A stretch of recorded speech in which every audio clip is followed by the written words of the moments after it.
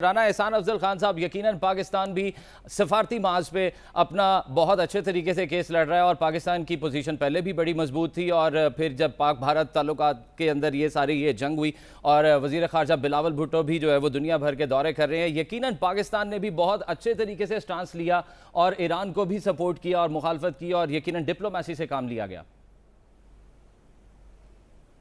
बिस्मिल्लाहिर्रहमानिर्रहीम।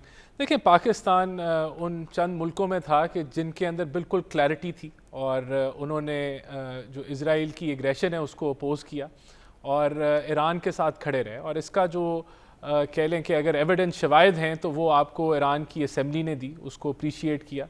जो ईरान के यूनाइटेड नेशन सिक्योरिटी काउंसिल के रेप थे उन्होंने अप्रीशिएट किया और जितने भी इजलास जो सिक्योरिटी काउंसिल के बनाए गए उसमें पाकिस्तान, चाइना और रशिया उन इजलास को तलब करने वालों में से था।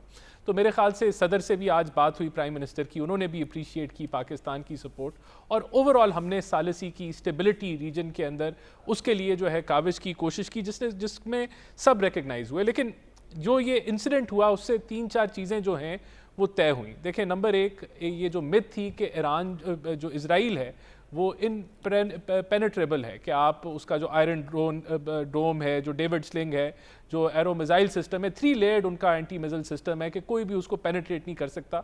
तो वो ईरान ने मिथ तोड़ दी और ईरान ने अच्छा खासा डैमेज जो है इजराइल को पहुंचाया, जो कि किसी को भी इस चीज़ का जो है वो एक्सपेक्टेशन नहीं थी, ना अमेरिका को थी ना इजराइल को थी। और एक वक्त ऐसा था कि इजराइल डेस्परेट था और वहाँ पोस्टर लगाए जा रहे थे कि अमेरिका जो है इस वॉर में इंटरवीन करे। दूसरा ये कि जब बिल्कुल ये भी चीज़ इस्टेब्लिश होगी दुनिया के सामने कि ईरान के पास कोई न्यूक्लियर बॉम्ब नहीं था और ना वो कोई इस तरीके से करीब पहुंचे हुए थे कोई न्यूक्लियर बॉम्ब की तरफ, लेकिन उसके बावजूद बेबुनियाद ईरान के ऊपर हमला किया गया और जो उनकी फैसिलिटीज़ के ऊपर भी हमला किया वो भी अनप्रेसिडेंटेड है दुनिया की हिस्ट्री में।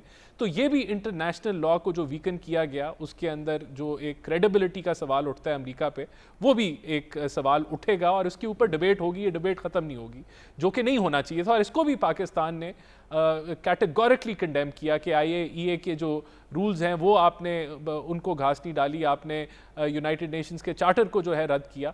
तो ये भी चीज़ जो है वो ज़रूर इस्टेब्लिश हुई है।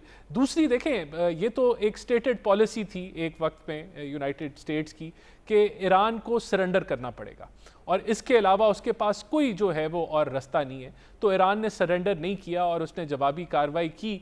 लेकिन मैं समझता हूँ कि सेंस हैज़ प्रिवेल्ड चारों साइडों के ऊपर। यहाँ अगर कोई लूज़र निकलेगा तो वो इजराइल निकलेगा, क्योंकि वो एग्रेसर है, दुनिया में वो एक्सपोज हुआ है, उसने जंग की शुरुआत की अनप्रोवोक की, किसी ने उसको प्रोवोक नहीं किया था। उसका पुराना एजेंडा जो 1995 से जिस झूठ की बुनियाद पे वो चला रहा था वो अभी भी एक्सपोज हुआ कि कोई न्यूक्लियर की तरफ जो है वो नहीं जा रहा था और उन्होंने ये जंग की। और अमेरिका की ये जो इंटरवेंशन थी, अगर ये ना होती तो मेरे ख्याल से और बुरे हालात होते इसराइल के।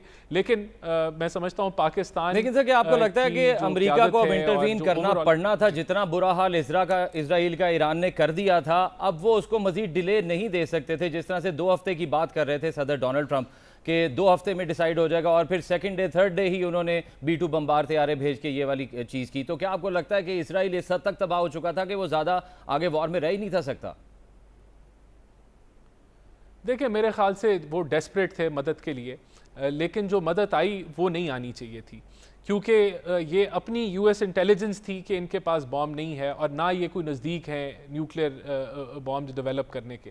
तो जब ऐसी इन्फो नहीं थी तो यही चीज़ हमने इराक़ में देखी कि वहाँ भी जो है एक प्रोपोगंडा बना के एक बयानिया बनाया गया और उस बुनियाद पे इराक़ की तहस नहस की। अभी आप देखें कि टोनी ब्लेयर के क्लिप्स आते हैं जिसमें वो कहता है कि हमारे से इससे बड़ी ज़िंदगी में हमारे से गलती नहीं हुई और हमें जितनी नदामत होती है कि हमने क्या किया। तो यही जो है आज भी किया गया। और देखिए, मैं समझता हूँ कि जो इस ओवरऑल जो सिनारियो का जो नुकसान है वो यूनाइटेड नेशंस की क्रेडिबिलिटी के ऊपर है।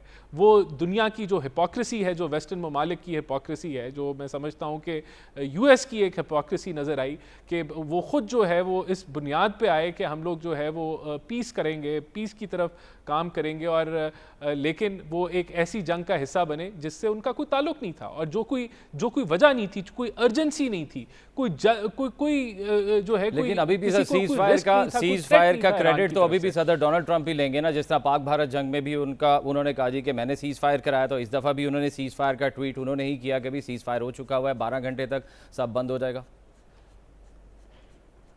देखिए, मैं समझता हूँ हमें अप्रिशिएट करना चाहिए इस चीज़ को, बिल्कुल करना चाहिए, लेकिन अगर वो उनकी न्यूक्लियर फैसिलिटीज़ पे हमलावर ना होते तो ये क्रेडिट ज़रूर उनका था और ये उनको जाता। अभी भी हम समझते हैं कि अच्छी बात है जो मुल्क काविश कर रहे हैं, लेकिन इस चीज़ की ज़रूरत नहीं थी और पाकिस्तान ने इसको कैटेगोरिकली कंडेम किया।